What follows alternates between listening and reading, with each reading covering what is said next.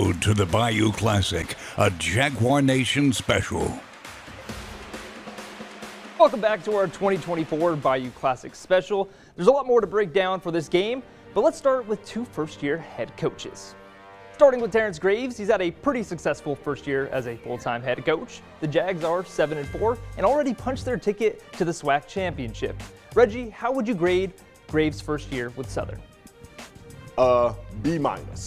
Okay. B-. I'm going to give him a strong B- considering all the things that he came into, that he inherited, the things that he had to change in the program, instilling some discipline, things like that. I'm going to give him a B-, capable of getting a B+, and of course, if he wins the championship, it's an A. But right now, I'm going to give him a B-. I think Coach Graves has done a yeoman's job, especially in his first year. Yeah, I think a B+ is a fair grade, but I have to give the defense an A+. That's what's impressed me most about this team. We all know how good the defense was last year, especially turning the secondary into one of the best in the FCS after replacing 5 of their top producers. Reggie, a lot of people compare them to the Dog Day defense from back in the day. How do you feel this defense compares to them? I think they've earned the title of Dog Day defense.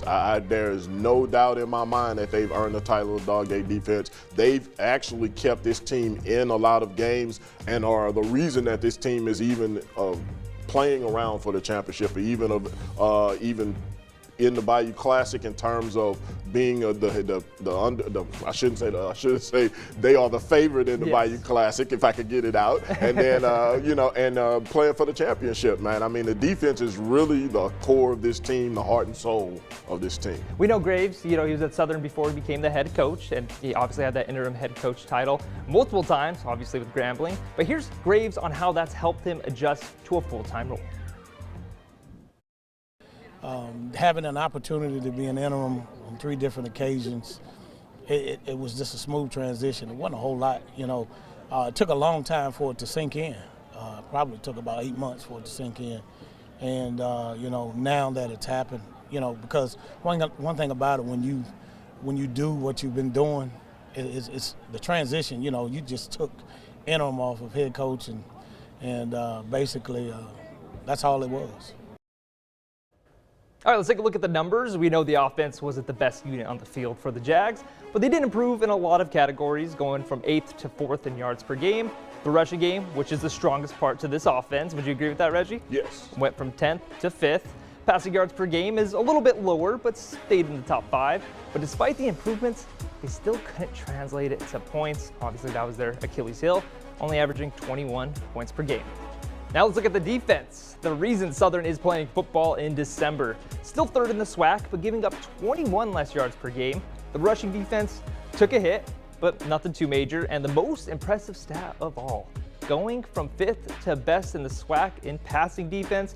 Reggie, why was Southern able to keep their success on the defensive side of the ball? Because the front 7 is the heart and soul of the defense, just like the defense is the heart and soul of the team. Those guys put a lot of pressure on the quarterbacks.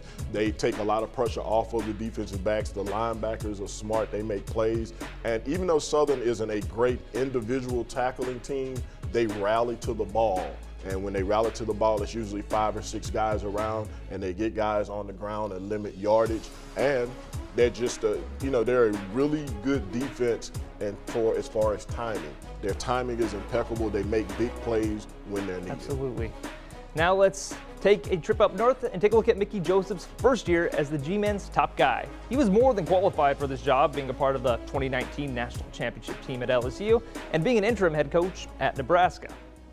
But did they choose the right guy? If the Tigers lose today, that would give them a losing record on the season. Reggie, do you believe Joseph is a good fit for the G-Men?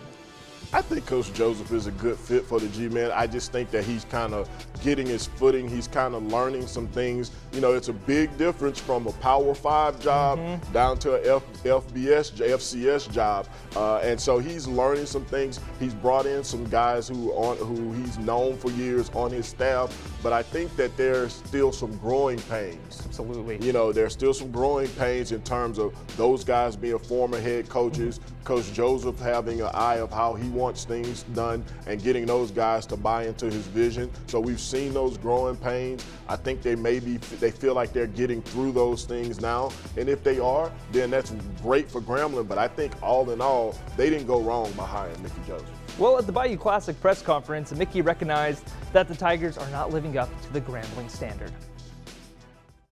I get to walk the sidelines, Eddie Robb, Doug Williams, legendary coaches, players that played for the G. And it is the G. And I told you when I took this job, I was honored to be y'all head coach. No, we're not where we want to be, but we're still going to restore this order. Trust me what I'm saying. We got to continue to fight, and these young men has fought and have lost some close games. They understand one thing, that we fight to the end, and we're going to continue to fight.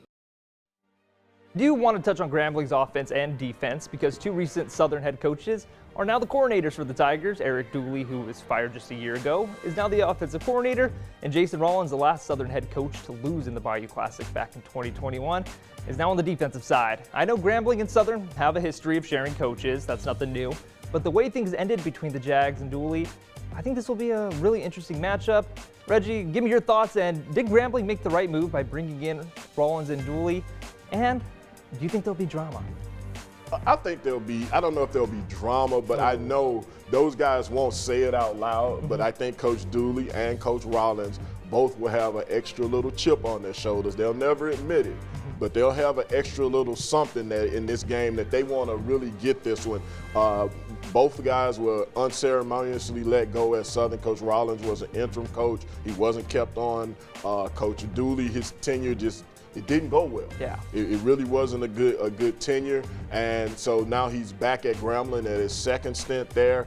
Everybody's giving respects to him for his offensive genius that he's shown, his offensive mind, and we haven't seen that in the last 3 or 4 years. Yep. So I know that he wants to get on track, and the Bayou Classic provides him with the opportunity to not only get his offense on track, but get his offense on track against his old team and prove everybody wrong. And I know in his mind, Coach Dooley is motivated by that. Absolutely. Well, let's look at the numbers. They don't lie. Grambling's offense took a big step backwards, almost 80 less yards per game. The run game dropped from 2nd to 9th in the SWAC. Their passing attack also took a big hit from 5th to 9th, but somehow the scoring has only changed by 3 points. For defense, Rollins, not as big as of a difference, but still a step in the wrong direction, allowing 19 more yards per game, but that comes from their poor passing defense that ranks last in the league. But check out their run defense, which is 2nd in the SWAC. Reggie, any of this surprise you?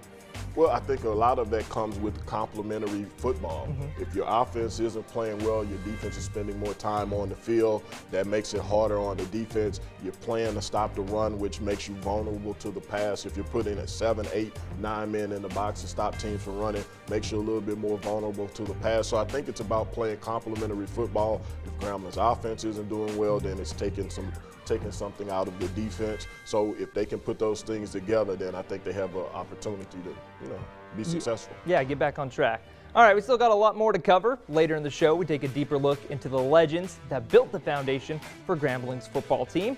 But before that, former Southern head coach Pete Richardson is finally being inducted into the SWAC Hall of Fame. Hear from the man himself and a special guest right after the break.